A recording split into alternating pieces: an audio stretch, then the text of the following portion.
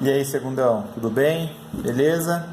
Vamos continuar por aqui nossas aulinhas? Ó, seguinte, a gente tinha parado nos seminários, né? A gente fez uma interrupção nas aulas e agora a gente vai voltar do módulo 2, cujo título é Da Barbárie à Organização Política, tá bem?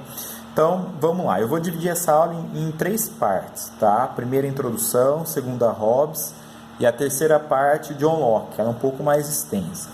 Então, seguinte, ó, vamos para a primeira parte aqui. Na parte da introdução, o subtítulo é o Iluminismo e o Século das Luzes, tá? O que esse módulo está querendo? Está querendo passar para a gente assim, a ideia de como as ideias políticas modernas elas foram criadas. Como que a gente pode dizer que o Iluminismo contribuiu para a gente formar o Estado moderno que a gente vive hoje, tá?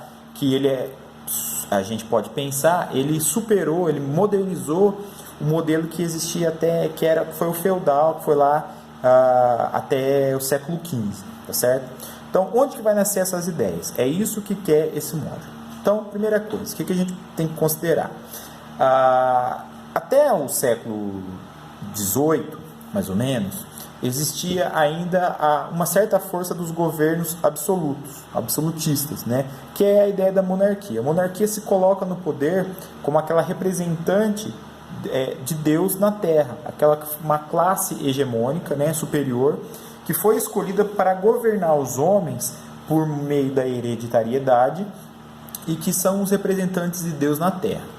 E aí, pessoal, é o seguinte, no século XVIII, o que a gente consegue observar é que todo o movimento histórico, que começou já anteriormente, 2 séculos antes pelo menos, mas no século XVIII isso ganha um formato mais forte, isso ganha força. Então a gente pode dizer que no século XVIII as ideias liberais elas começam a entrar em contato, ou seja, começa a entrar em confronto com as ideias absolutistas. Então, de um lado, a gente consegue ver quem são aqueles que se beneficiam mais com as ideias liberais. É a burguesia, a classe dos comerciantes. Quem é que mais se beneficia com as ideias absolutistas? É a monarquia, são os aristocratas, de uma maneira geral, tá certo? Então, aí no século XVIII, a gente consegue ver já que, mesmo existindo reis, esses reis eles começam a se abrir um pouco mais a sua mentalidade, a sua forma de governar para o liberalismo. Então é quando começa a existir o conceito de despotismo esclarecido. O que é o despotismo esclarecido? É a ideia de você ainda manter a monarquia, mas essa monarquia modernizar as suas práticas, fazer com que existam avanços em questões de direitos para a população que até então não eram vistos. Então, por exemplo, a gente pode citar Frederico da Prússia, a gente pode citar José II da Áustria, etc. Eles que, por exemplo, contribuíram, por exemplo, acabando com a ideia de pena de morte, humanizando as prisões, democratizando um pouco mais a participação no poder político, tá certo? Então, o que a gente pode entender? O mundo está mudando. A burguesia está ganhando mais espaço, porque ela está enriquecendo. E aí, o que a gente vê a partir disso? No século XVIII, por volta mais ou menos de 1760, 1750, 60, eclode a primeira Revolução Industrial, tá? Cujo o lema é vapor, carvão e ferro. A primeira Revolução Industrial, pessoal, ela representa uma força da burguesia em criar as primeiras indústrias do mundo. Então, assim, só a taxa de lucro vai ser mais rápida, vai existir de forma mais rápida do que até então. Por quê? Isso vai começar a se produzir em massa dentro de um processo de fábrica industrial, tá certo? E aí, cada vez mais, a questão do lucro para a burguesia, ela começa a ser um entrave em relação à aristocracia. Por quê? Porque os altos impostos que a burguesia tem que pagar, na verdade, ela impede que a burguesia acumule mais dinheiro, faça reinvestimento do seu negócio, né, na sua produção e aumente o seu lucro. Então, o que a gente começa a ver? A gente começa a ver que, assim, do ponto de vista econômico, a burguesia vê que o absolutismo começa a ser um entrave para o seu desenvolvimento. tá? No campo das ideias, pessoal, no século XVIII, o iluminismo ele ganha forma, ele ganha força, ele se expande pela Europa, né, como um todo. Então, aliás, ele se expande nos países que são mais ricos hoje, tá certo? Por isso que, inclusive, eles são mais ricos hoje. Então, assim, a gente pode pensar o seguinte: o que o iluminismo é? É a ideia de valorizar, sobretudo, dois aspectos: o racionalismo e o antropocentrismo. O racionalismo é a ideia de que a razão é capaz de governar o mundo, de transformar a natureza para os seres humanos. Então, a ciência ela é usada nesse momento cada vez mais para transformar tudo que existe na natureza a favor, a serviço do ser humano. Bom, o que isso quer dizer? Quer dizer que o iluminismo ele avança as forças produtivas, mas também avança uma nova concepção. A razão agora é que toma o lugar da fé, que é como mais importante. Se na Idade Média a fé predominava em relação à razão, a partir de agora a razão é que predomina em relação à fé. E além disso, pessoal, o antropocentrismo é a ideia de que o ser humano é a medida de todas as coisas. Ou seja, todo mundo que existe, o mundo existe como um todo. E o ser humano tem a razão para entender, compreender o mundo e transformar esse mundo. Então, é a ideia de que assim, a gente usa a razão para poder transformar o mundo a nosso favor.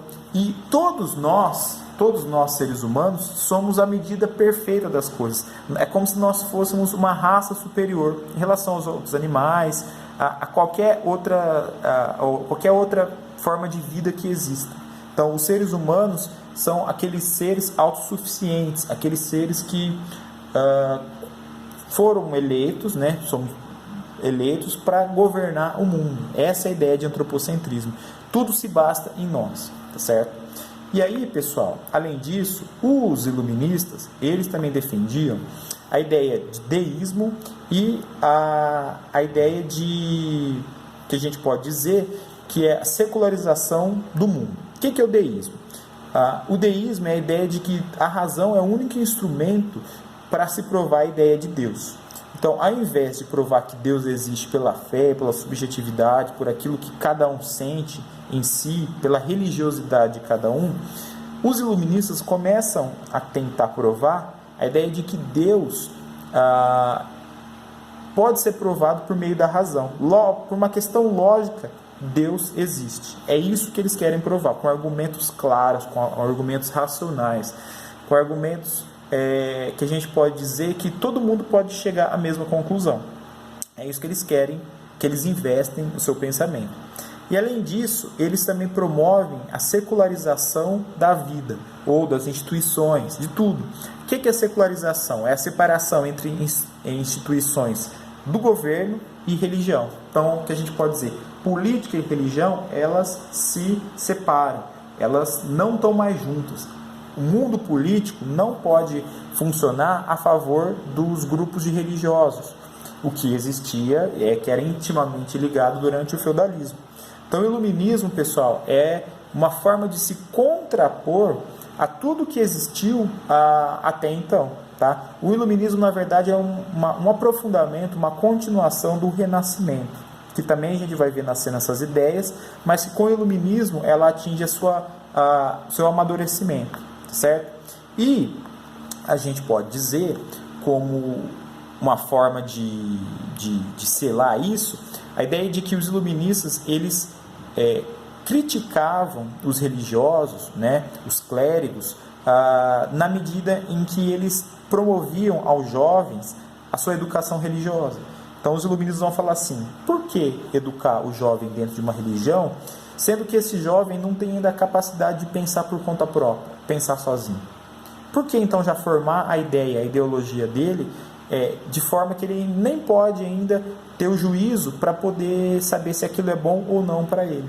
Então ele questionava, quando ele separa religião e Estado, ele fala assim, a religião não pode estar dentro de uma doutrina do Estado. O Estado não pode ensinar uma religião, mas tem que deixar a cargo de cada indivíduo e na hora certa, certo? E, de acordo com essa visão, então, o que vai acontecer? Eles promovem uma tolerância religiosa, eles se abrem a novas religiões, eles dizem, vão dizer, o Voltaire vai dizer que eu posso não concordar com uma palavra que digas, mas faço de tudo para que digas. Ou seja, você tem que ter a liberdade de pensar, de se expressar da forma como quiser. Isso é um avanço na história social, política da humanidade, tá certo? Então vão promover, além disso, leis mais justas, banimento da tortura e da pena de morte, e como, por exemplo, a humanização de processos jurídicos. Então, as penas elas vão ser mais humanizadas e menos, digamos assim, no sentido de torturar a pessoa, certo? E, pessoal, como um símbolo desse novo mundo que está sendo criado, querendo ser criado pelos iluministas, a gente pode citar a enciclopédia. O que é a enciclopédia? O principal carinha lá que está envolvido na elaboração da enciclopédia é o Denis Diderot. O Diderot, qual que é a proposta? Mas não só, Voltaire, D'Alembert também estão envolvidos nessa. Eles vão pegar os principais pensadores do campo da arte, no campo da música, no campo da filosofia, tudo que de melhor existia na humanidade, naquele momento, eles vão pegar esses conhecimentos e vão tentar sistematizar em uma série de livros, que foi chamado enciclopédia. Essa sistematização que eles conseguem fazer, a ideia era, a gente tem que ensinar para a humanidade tudo que de melhor a humanidade também produziu sobre o mundo. Então a gente tem que socializar as pessoas de acordo com os nossos valores. Então eles estão querendo criar um novo mundo que a educação racionalista, antropocêntrica e que a gente pode dizer secularista pode fornecer para o ser humano. Então ele quer criar um novo sujeito, um sujeito emancipado, um sujeito que sabe de si, reflete sobre si e sabe o seu papel no mundo. Em última instância, pessoal, o que o iluminismo quer? Então, o iluminismo quer alcançar o esclarecimento, a emancipação do ser humano. O iluminismo quer que o ser humano atinja a sua felicidade de acordo com uma consciência que ele vai se desenvolver do seu papel no mundo. É um novo projeto, tá certo? Então, isso é importante do iluminismo. Nas próximas aulas, pessoal, a gente vai ver assim, especificamente, como que o Hobbes contribuiu para a ideia de formação de um Estado. Então, o que isso tem a ver com o iluminismo? A gente vai tentar entender como que o Estado ele foi criado e quais eram as doutrinas, as ideias que estavam em debate para ser aplicadas ao Estado. O Hobbes é uma postura, o Locke é uma outra postura, tá? Então, beleza? Próximo vídeo a gente vê isso.